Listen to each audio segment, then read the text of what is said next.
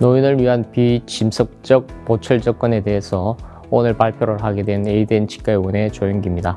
안녕하십니까. 노인 치료를 임상에서는 저희들이 제법 할 수 있는 기회가 있습니다. 저희 치과에서는 노인 병원과 같이 지금 있기 때문에 노인 치료를 할 기회가 조금 더 많습니다. 그런데 노인들은 굉장히 건강한 분들도 계시지만은 여러분들이 아시다시피 나름대로 지병들을 다 가지고 계신 분들이 많습니다. 특히 요즘은 치매 가진 노인분들도 계시고 실버타운으로 들어가야 된다든지 요양병원에서 바로 이제 나오셔서 치료를 받아야 되는 경우들이 있습니다. 그래서 이제 노인 치료도 이제 소아처럼 하나의 카테고리로서 나름대로 분류가 되어서 진료에 임해야 되는 시대가 되지 않았나 하는 생각을 한번 해보게 됩니다.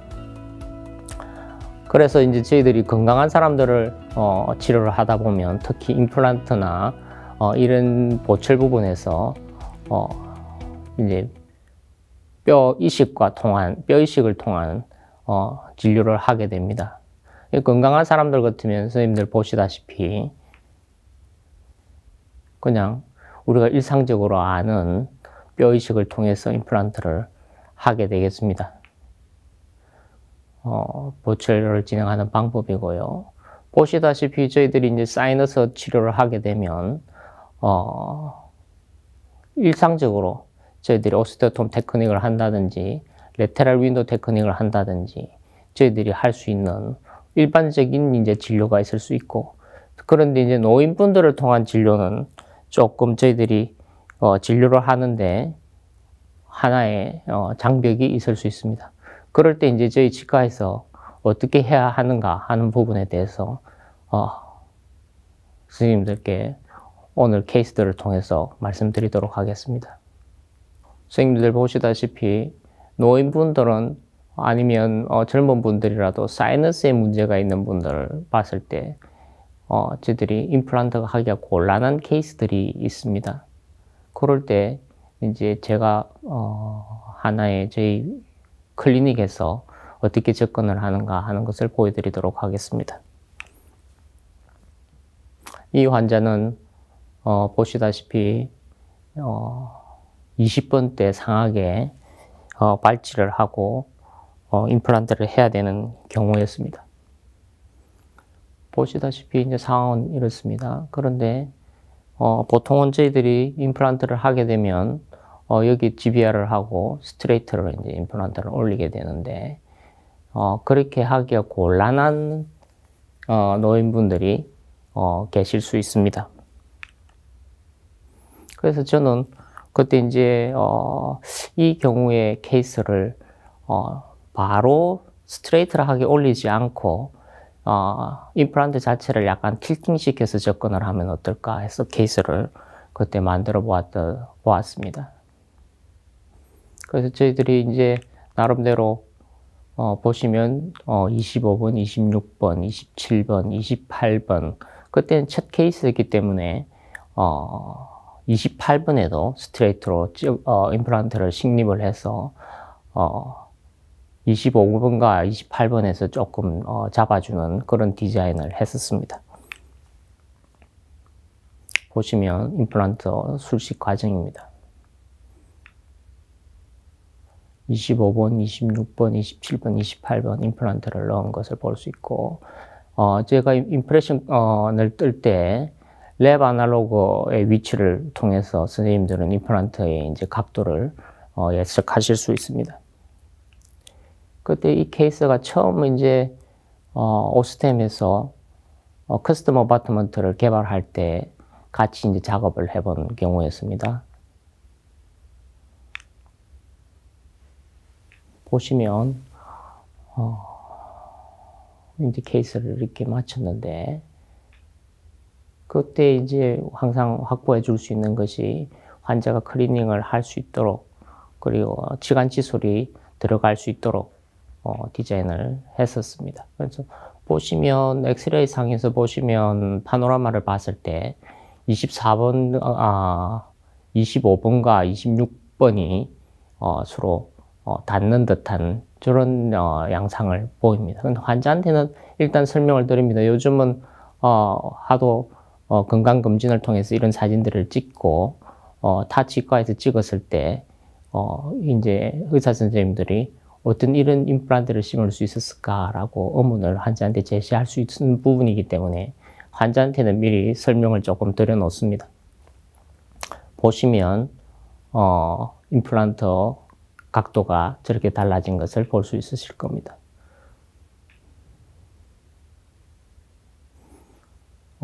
좌측을 마쳤습니다만은 우측에서도 임플란트를 심어야 되는 상황이 발생을 해서 26번을 임플란트를 또 각도를 줘서 심었습니다.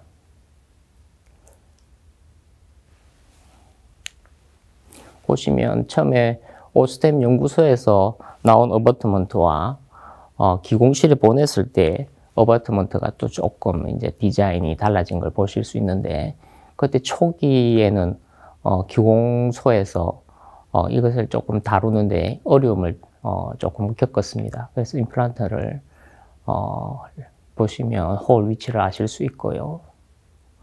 그리고 슈프라 마진으로 그때 작업을 했습니다. 보시면 CT상에서 임플란트 각도가 많이 다르다는 것을 이제 아실 수 있을 겁니다.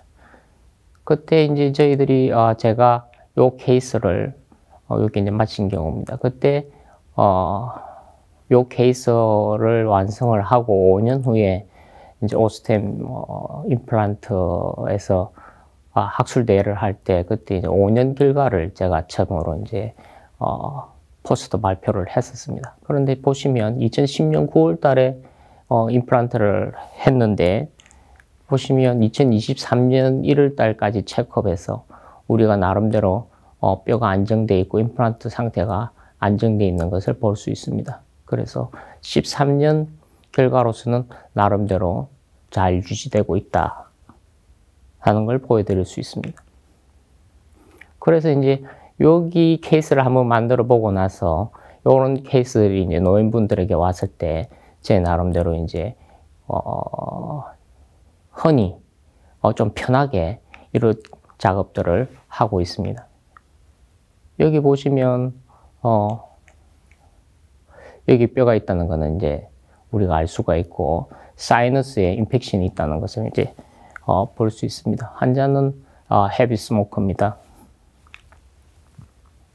보시면 임플란트를 각을 줘서 환자가 가지고 있는 뼈를 이용해서 임플란트를 좀 편하게 식립한 경우가 되겠습니다. 16번, 26번의 임플란트를 식립을 했고요. 보철을 마쳤습니다. 근데 엑스레이 상에서는 여기도 임플란트가 서로 닿은 것처럼 보입니다. 엑스레이 상에서는 그렇지만 의도적으로 이제 각도를 줘서 심은 경우가 되겠습니다. 이 케이스는 2013년도에 케이스를 임플란트를 식립했고 2018년도까지 했으니까 여기도 한 5년 히스토리를 가지고 있습니다. 그 후에 환자가 내원을 하지 않아서 환자를 다시 체크할 기회는 없었습니다. 보시면 이런 케이스들이 흔히 있죠. 그런데 이제 사이너스에 문제가 있을 때 우리가 픽스드 타입을 하지 않고 리무버블로 보내야 될 것이냐, 그렇지 않으면 가능하다면 픽스드로 들어갈 거냐 하는 거를 고민을 하는데, 저는 노인일수록 건강을 잃기 전에 픽스드 타입으로 들어가는 게 유리하지 않을까 해서 가능하면 환자분들에게 픽스드 타입을 권하고 있습니다.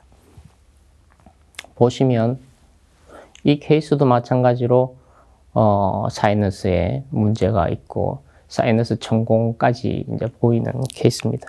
그래서 저희들이 보면 25번과 28번에 접근이 가능하겠구나 해서 결과적으로 임플란트는 28번과 25번에 임플란트를 심었습니다. 근데 파노라마 상에서는 말씀을 드렸지만은 상당한 각도를 임플란트 좀 문제가 있는 식류처럼 보이는 상황이 되겠습니다.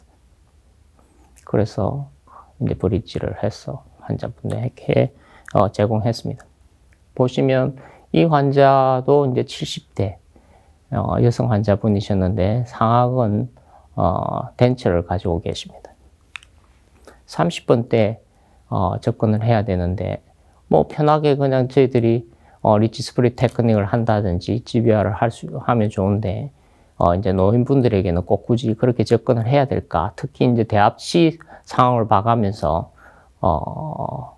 임플란트의 정도를 수술 정도를 결정을 합니다.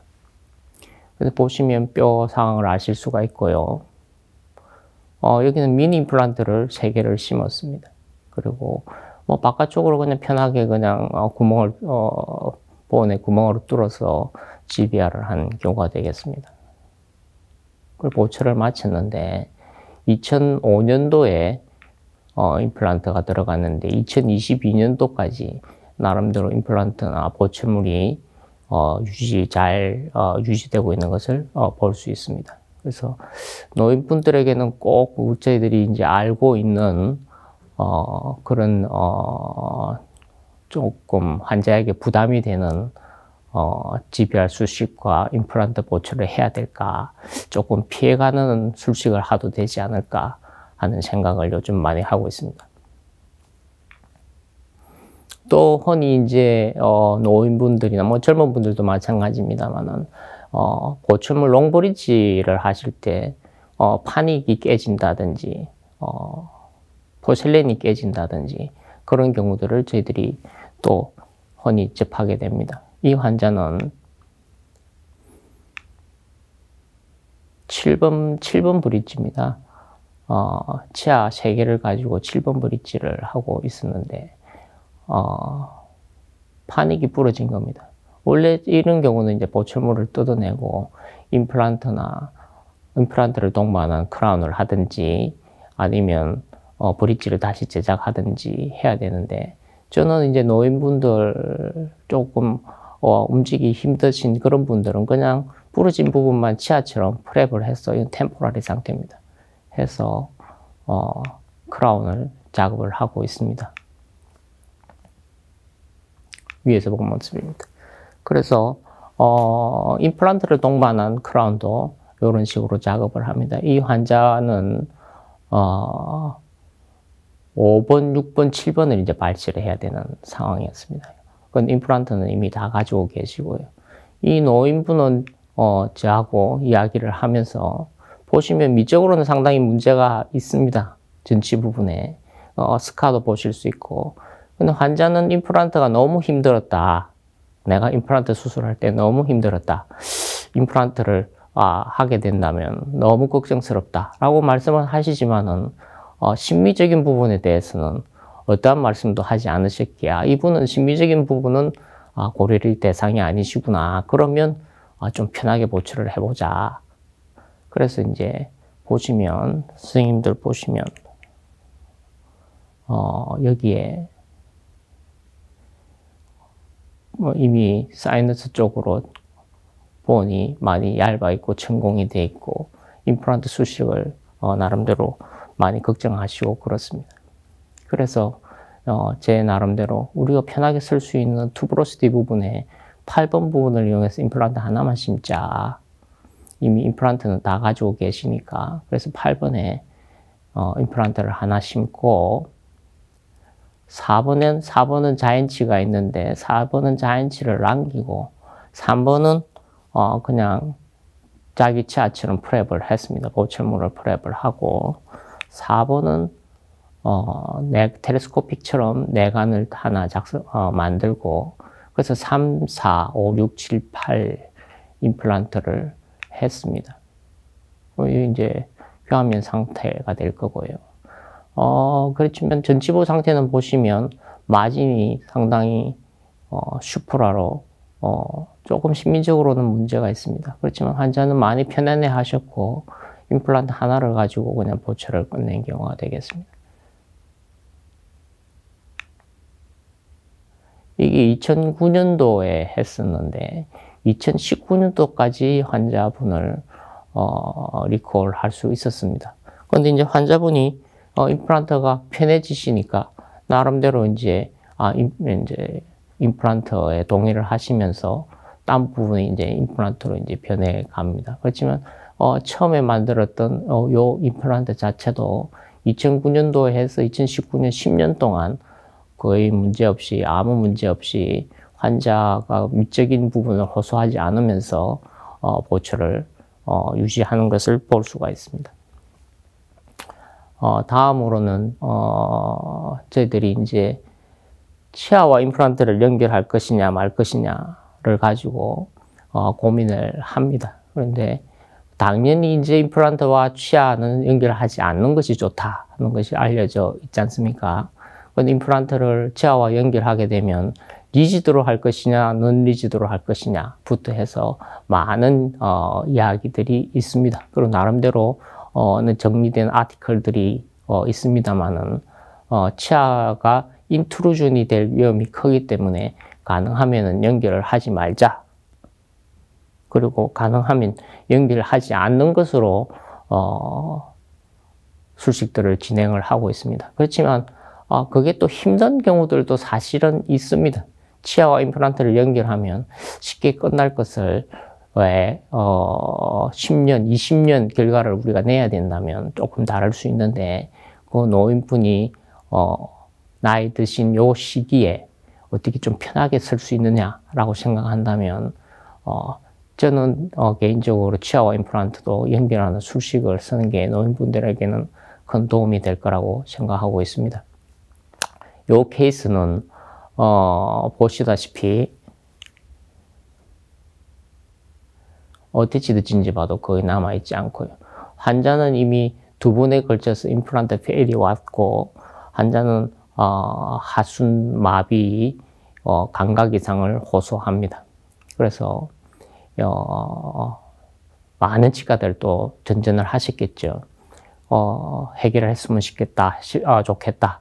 그리고 근데 나는 털리는 반대다. 나는 털리는 안 끼고 싶다. 나는 고정성으로 하고 싶다. 그러면 저는 환자에게 그럼 이 빠진 부분에 임플란트를 권하는 것이 아니고 저 앞쪽 치아를 이용합시다. 앞에 있는 이 4번을 이용합시다.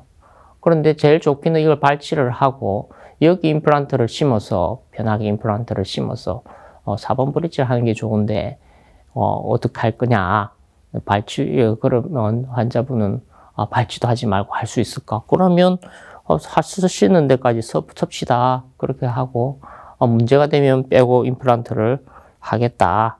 그렇지만 털리는 어떻게든 안 끼게 해드리겠다. 이렇게 말씀을 드리고 여기서 편하게 그냥 프랩을 하고 4번 브릿지를 합니다. 보시다시피 상당히 신경과 임플란트도 가깝고 한 부분을 알 수 있습니다. 그래서 이런 경우 그냥 편하게 환자분도 편하게 치아를 프랩을 해서 어바트먼트를 새로 제작하는 것도 아니고 가지고 계신 부분을 그냥 치아처럼 프랩을 해서 4번 브릿지를 제작을 해서 드렸습니다. 이 환자분은 상당히 심한 당뇨를 갖고 계신 분입니다. 보시다시피 뼈가 녹은 것을 우리가 볼 수 있고 환자는 불편해하는 부분이 있고 그렇습니다. 그래서 그냥 편하게 발치를 했습니다. 5번 발치를 하고 보시면 4번, 5번, 6번 프랩을 해서 브릿지를 했습니다. 브릿지를 하고 쓰고 계시는 중에 3번이 부러진 겁니다. 3번이 부러져서 여기에 대해서 우리가 또 임플란트를 심을 거냐 말 거냐. 이 노인분 당뇨도 심하시고 이제 연세도 상당히 드셨고 그렇지만은 나는 여기 이 없는 상태로 지내기 싫다 하시면 그런 경우에 마찬가지로 임플란트와 2번 치아를 프랩을 해서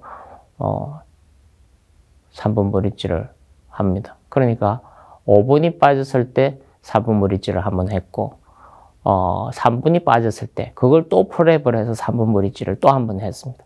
그러니 결과적으로 7번부터 2번까지 하나의 유닛으로 이제 결과적으로는 묶인 보철물이 되겠습니다. 그냥 자연스럽게 그냥 프랩을 하고 브릿지를 넣은 모습을 보여드릴 수 있습니다. 이 환자분도 이 환자분은 실버타운에 계신데, 이 환자분은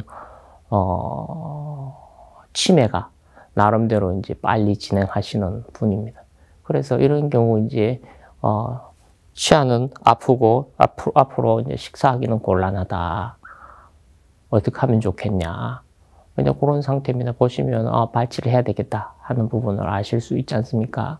그래서 여기 제 기억으로는 여기 2번으로 하고 있습니다. 그래서 그냥 발치를 합니다. 그런 분들 그냥 발치를 하시고 건강이 유지되는 상태에서 잘 드실 수 있게 미적으로 남들 앞에 웃었을 때 문제가 되지 않게 그냥 발치를 하고 있는 보철물을 이용해서 그냥 편하게 자기 치아처럼 프랩을 해서 브릿지를 완성을 합니다. 이런 경우는 5번 브릿지가 되겠죠. 보시다시피 그냥 발치를 하고 발치한 당일날 그냥 프랩, 크라운을 벗기면 프랩이 되어 있는 부분이 되겠고요.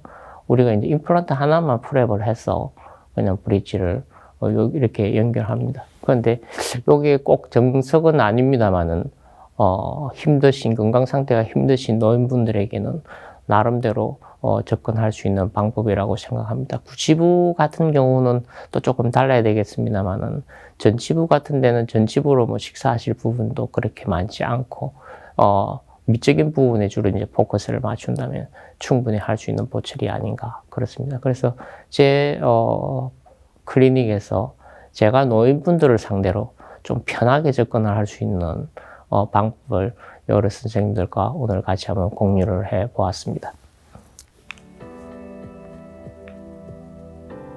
경청해 주셔서 감사합니다.